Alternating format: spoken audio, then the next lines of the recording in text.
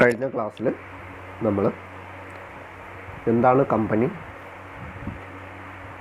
Company maintain ചെയ്യുന്ന ബുക്കുകൾ ഏതെല്ലാമാണ്, legal provision relating to books of accounts and statutory books ഏതെല്ലാമാണ് ഒരു കമ്പനി ആക്ട് 2013 പ്രകാരം അവർ സൂക്ഷിക്കുന്നത്, മെയിൻറ്റെയിൻ ചെയ്യുന്നത് എന്നുള്ളതിനെ കുറിച്ചായിരുന്നു കഴിഞ്ഞ ക്ലാസ്സുകളിൽ നമ്മൾ പഠിച്ചിട്ടുണ്ടായിരുന്നു. ഇന്നത്തെ ക്ലാസ്സിൽ നമ്മൾ ഡിസ്കസ് ചെയ്യാൻ പോകുന്നത് ഷെയർസ്.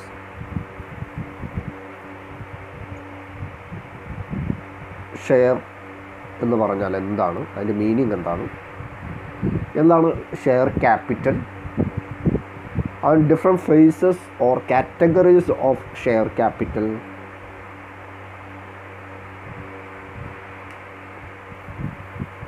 എന്നുള്ളതിനെ കുറിച്ചാണ് ഇന്നത്തെ ക്ലാസ്സിൽ നമ്മൾ ഡിസ്കസ് ചെയ്യുന്നത്. ഫസ്റ്റ് എന്താണ് ഷെയർ എന്നുള്ളത് നോക്കാം.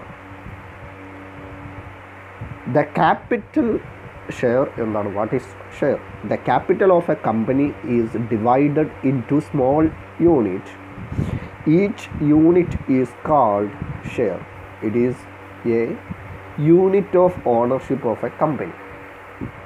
ഒരു ഷെയർ എന്ന് പറഞ്ഞു കഴിഞ്ഞാൽ ഒരു കമ്പനിയുടെ ടോട്ടൽ ക്യാപിറ്റലിനെ സ്മോൾ പാർട്സായിട്ട്, ഈക്വൽ പാർട്സായിട്ട് ഡിവൈഡ് ചെയ്ത് കഴിഞ്ഞാൽ ആ ഓരോ പാർട്സിനെയും അല്ലെങ്കിൽ ആ ഓരോ യൂണിറ്റിനെയും പറയുന്നതാണ് ഷെയർ എന്ന് പറഞ്ഞത്. Okay, it is a unit of ownership of a company. അപ്പോൾ നമ്മൾക്ക് ഒരു ഷെയർ എടുത്തു കഴിഞ്ഞാൽ ഒരു കമ്പനിയിൽ നമ്മൾ ആ ഒരു കമ്പനി ഷെയർ ഇഷ്യൂ ചെയ്തു എന്നതിന് ശേഷം നമ്മൾ ഒരു ഷെയർ ഹോൾഡർ ആയിക്കഴിഞ്ഞാൽ, അല്ലെങ്കിൽ ആ ഷെയർ അവർ പറയുന്ന വിലയ്ക്ക് നമ്മൾ വാങ്ങിച്ചു കഴിഞ്ഞാൽ നമ്മൾ അവിടെ ഷെയർ ഹോൾഡറാണ്. അപ്പോൾ ആരാണ് ഷെയർ ഹോൾഡർ?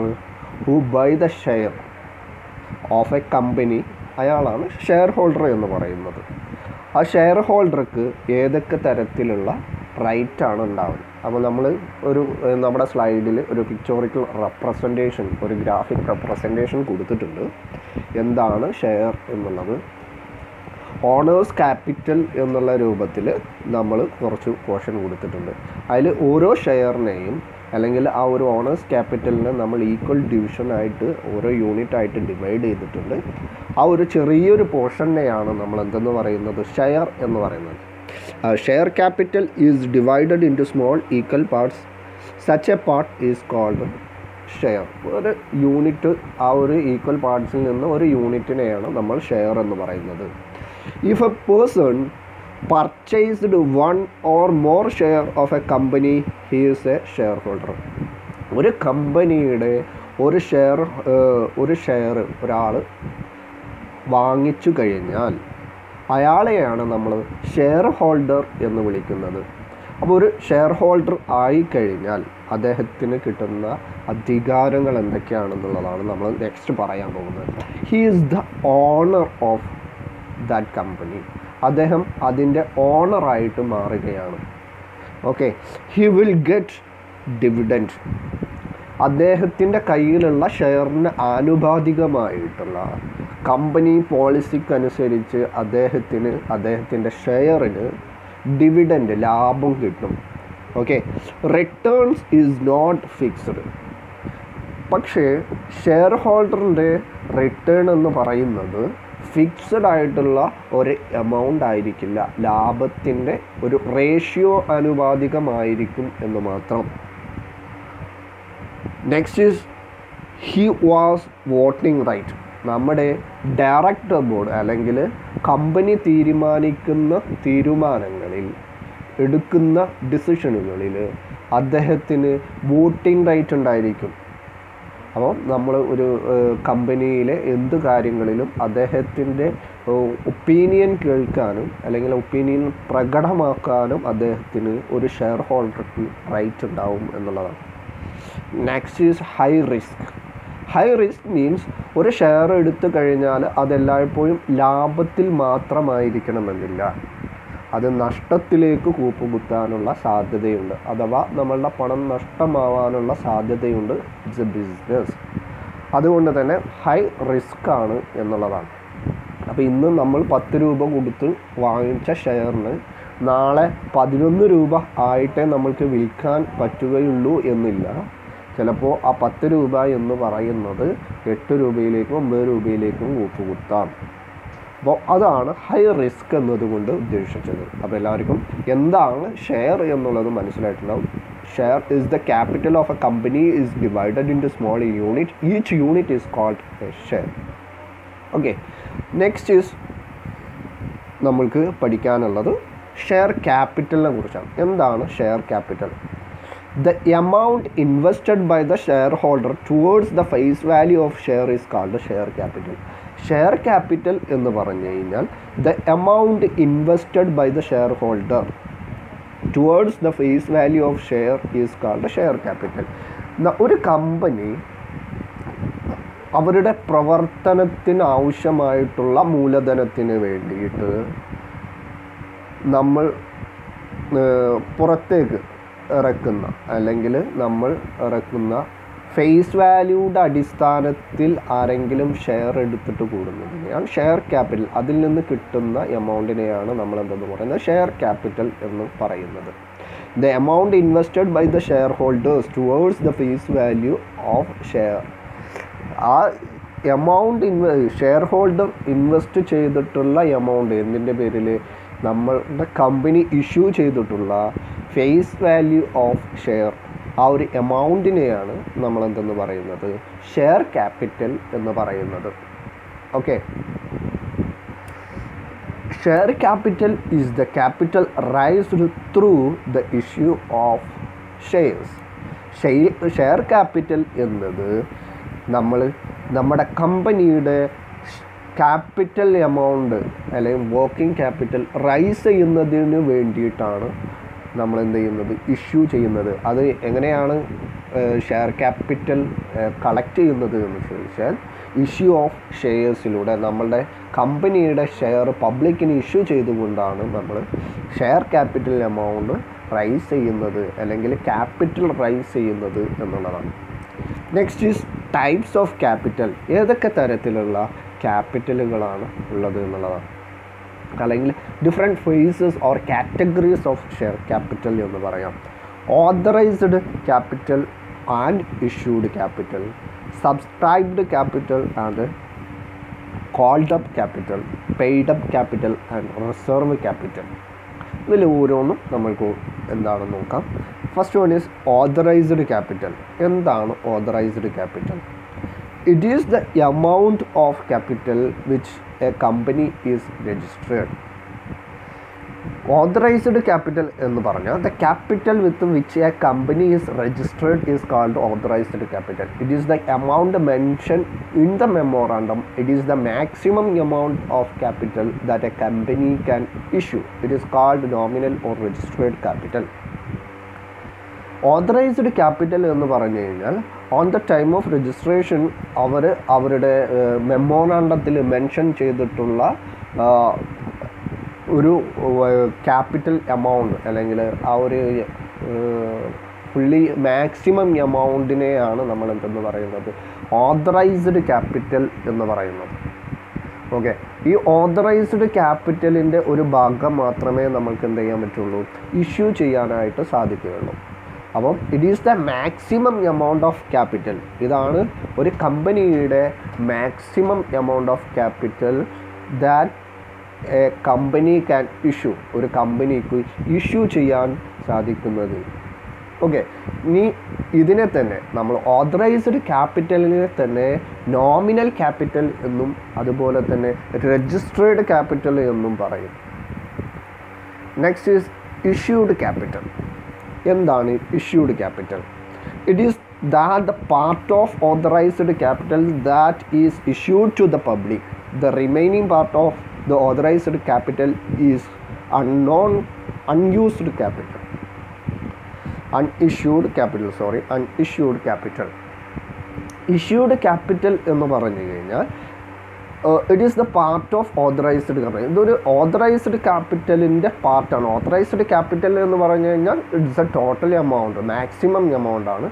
അപ്പോൾ ഓതറൈസ്ഡ് ക്യാപിറ്റൽ ഒരു ചെറിയൊരു ഭാഗം മാത്രമാണ് ഓതറൈസ്ഡ് ക്യാപിറ്റലിൽ നിന്നും നമ്മൾക്ക് എത്രത്തോളം ക്യാപിറ്റൽ ആവശ്യമാണോ അതിനനുസരിച്ച് മാത്രം നമ്മൾ ഇഷ്യൂ ചെയ്യുന്നത്. അപ്പോൾ ഇഷ്യൂഡ് ക്യാപിറ്റൽ എന്ന് പറഞ്ഞു കഴിഞ്ഞാൽ ഓതറൈസ്ഡ് ക്യാപിറ്റലിൻ്റെ ഒരു പാർട്ട് മാത്രമാണ്. അത് പബ്ലിക്കിന് വേണ്ടിയിട്ട് അവർക്ക് സബ്സ്ക്രിപ്ഷന് വേണ്ടിയിട്ട് നമ്മൾ കൊടുത്തിട്ടുള്ള ആ ഒരു ക്യാപിറ്റലിനെ മാത്രമാണ് ഇഷ്യൂഡ് ക്യാപിറ്റൽ എന്ന് പറയാം. It is the part of authorised capital which is issued for public subscription. The remaining part, അപ്പോൾ നമ്മൾ ഒരു ചെറിയൊരു ഭാഗം മാത്രമാണ് ഇഷ്യൂ ചെയ്തിട്ടുള്ളത്. അതിൻ്റെ റിമൈനിങ് പാർട്ട്, ഓതറൈസ്ഡ് ക്യാപിറ്റലിൻ്റെ റിമൈനിങ് പാർട്ടിനെ നമ്മൾ അൺഇഷ്യൂഡ് ക്യാപിറ്റൽ എന്നും പറയും. Okay, that can be use or issued later or whenever there is need of additional capital. ആ അൺഇഷ്യൂഡ് ആയിട്ടുള്ള ക്യാപിറ്റൽ അല്ലെങ്കിൽ ഓതറൈസ്ഡ് ക്യാപിറ്റലിൻ്റെ ആ ഒരു ഭാഗം നമ്മൾ ഇഷ്യൂ ചെയ്യാത്തുള്ള ഭാഗം നമ്മൾക്ക് എപ്പോഴാണോ ക്യാപിറ്റൽ ആവശ്യമുള്ളത് ആ സമയത്ത് നമ്മൾക്ക് ഉപയോഗിക്കാം. Next is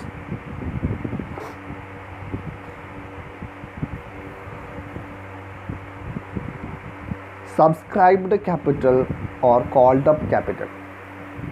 It is that part of issued capital that is subscribed or applied for the public. Subscribed capital എന്ന് പറയുന്നത് ഇഷ്യൂഡ് ക്യാപിറ്റലിൻ്റെ ഒരു പോർഷനാണ്. It is that the portion of the issued capital which is subscribed applied for the public.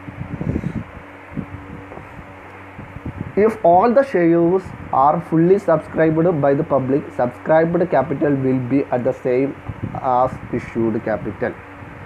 Subscribed capital എന്ന് പറഞ്ഞു കഴിഞ്ഞാൽ നമ്മൾ പറഞ്ഞു ഒരു ഇഷ്യൂഡ് ക്യാപിറ്റലിൻ്റെ ഒരു പോർഷൻ മാത്രമാണ് സബ്സ്ക്രൈബ്ഡ് ക്യാപിറ്റൽ.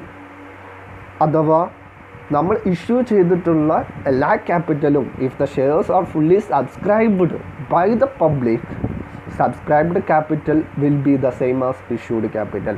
അപ്പോൾ നമ്മൾ subscribed capital is equal to issued capital ആവും. നമ്മൾ ഇഷ്യൂ ചെയ്തിട്ടുള്ള ഒരു ക്യാപിറ്റൽ ഫുള്ളി സബ്സ്ക്രൈബ് ചെയ്തിട്ടുണ്ട്, പബ്ലിക് ഫുള്ളി സബ്സ്ക്രൈബ് ചെയ്തിട്ടുണ്ടെങ്കിൽ നമ്മൾ അതിനെ എന്ത് പറയും?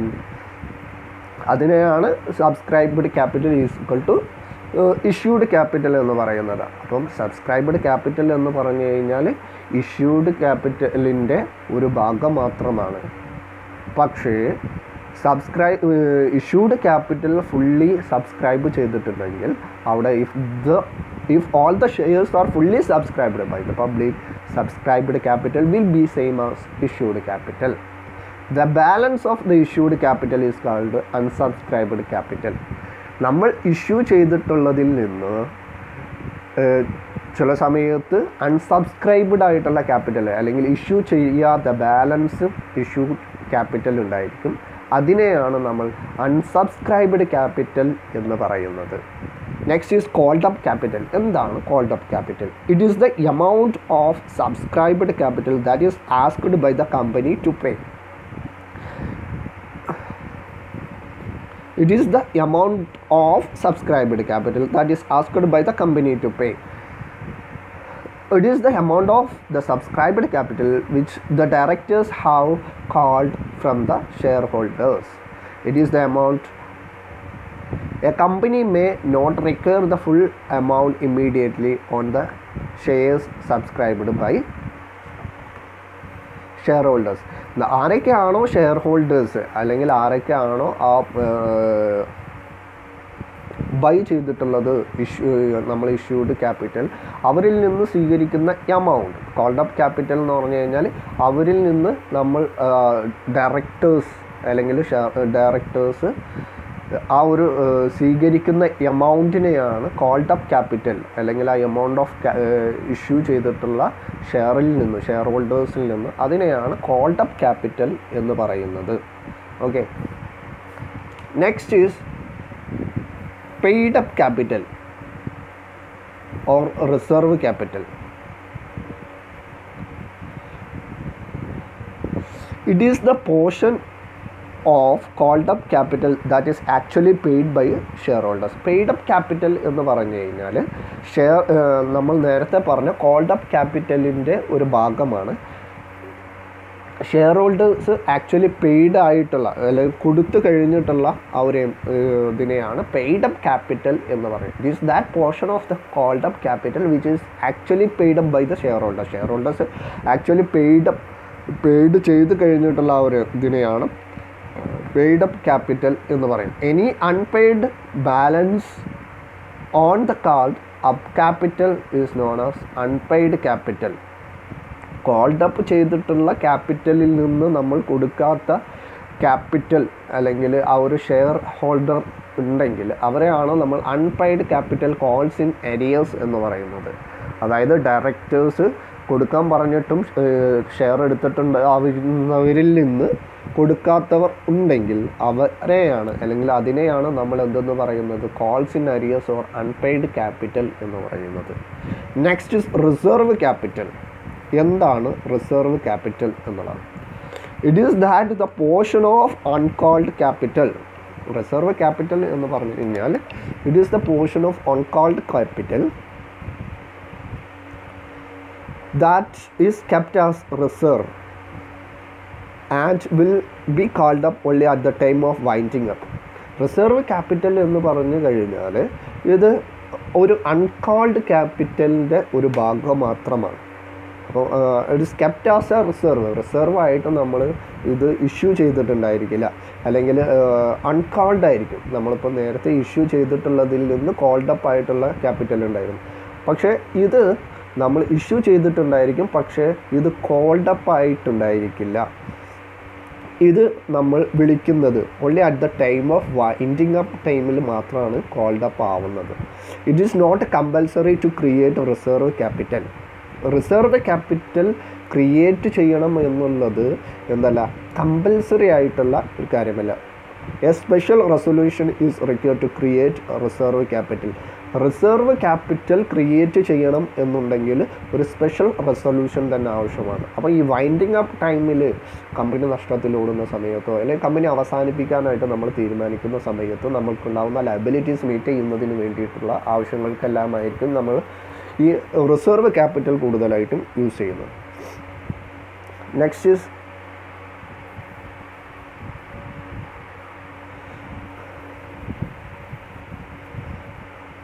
റിസർവ് ക്യാപിറ്റലും ക്യാപിറ്റൽ റിസർവ് രണ്ട് തരത്തിലുള്ള ടേംസാണ്. നമുക്ക് റിസർവ് ക്യാപിറ്റൽ, ക്യാപിറ്റൽ റിസർവ് ഇത് തമ്മിലുള്ള വ്യത്യാസമാണ്. On the basis of creation reserve capital out of uncalled capital out of capital profit. Reserve capital എന്ന് പറയുന്നത് ഓൺ ദ ബേസിസ് ഓഫ് ക്രിയേഷൻ്റെ ബേസിൽ ആണെങ്കിൽ out of uncalled capital reserve capital നമ്മൾ maintain ചെയ്ത് വെക്കുകയാണ്. എങ്ങനെ? നമ്മൾ ഇഷ്യൂ ചെയ്തിട്ടുള്ള ഷെയറിൽ നിന്ന് അൺകോൾഡായിട്ട് ഷെയറിനെ വെക്കുന്നതിലൂടെയാണ്, അല്ല അൺകോൾഡ് ക്യാപിറ്റലായിട്ട് വെക്കുന്നതിലൂടെയാണ് നമുക്ക് റിസർവ് ക്യാപിറ്റൽ മെയിൻറ്റെയിൻ ചെയ്യാനായിട്ട് പറ്റുന്നത്. പക്ഷേ ക്യാപിറ്റൽ റിസർവ് എന്ന് പറയുന്നത് it's the part of profit, it's the portion of profit എന്ന് പറയാൻ പറ്റും. നമ്മളുടെ ക്യാപിറ്റൽ പ്രോഫിറ്റിൻ്റെ ഒരു ഭാഗമാണ് ക്യാപിറ്റൽ റിസർവ് എന്ന് പറയുന്നത്. On the basis of presentation not disclosed in the balance sheet of the company. Reserve capital എന്ന് പറയുന്നത് നമ്മുടെ കമ്പനിയുടെ ബാലൻസ് ഷീറ്റ് നമ്മുടെ ഫൈനാൻഷ്യൽ പൊസിഷൻ മനസ്സിലാക്കുന്നതിന് വേണ്ടിയിട്ട് തയ്യാറാക്കുന്ന കമ്പനിയുടെ ബാലൻസ് ഷീറ്റിൽ റിസർവ് ക്യാപിറ്റൽ നമ്മൾക്ക് എന്ത് ചെയ്യേണ്ട ആവശ്യമില്ല, കാണിക്കേണ്ട ആവശ്യമില്ല, അല്ലെങ്കിൽ ഡിസ്ക്ലോസ് ചെയ്യേണ്ട ആവശ്യമില്ല.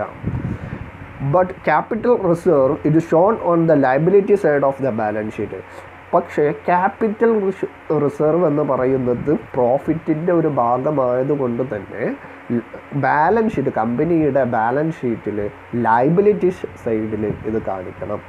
Next is utility. It cannot be utilized or to write off a losses issue of bonus. ഇവിടെ നമ്മൾക്ക് റൈറ്റ് ഓഫ് ചെയ്യാനായിട്ടോ ഒന്നും തന്നെ എന്ത് ചെയ്യാൻ പറ്റില്ല. It cannot be used to write off capital losses. Capital ലോസസിന് റൈറ്റ് ഓഫ് ചെയ്യാനായിട്ട് റിസർവ് ക്യാപിറ്റലിൽ സാധിക്കില്ല.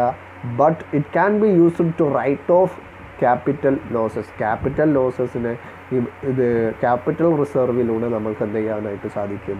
റൈറ്റ് ഓഫ് ചെയ്യാനായിട്ട് സാധിക്കും. നെക്സ്റ്റ് നമ്മൾ പറഞ്ഞു it is not compulsory to reserve capital. ഇതിൽ ഈ ഒരു സ്ലൈഡിൽ കൊടുക്കാത്തതാണ്.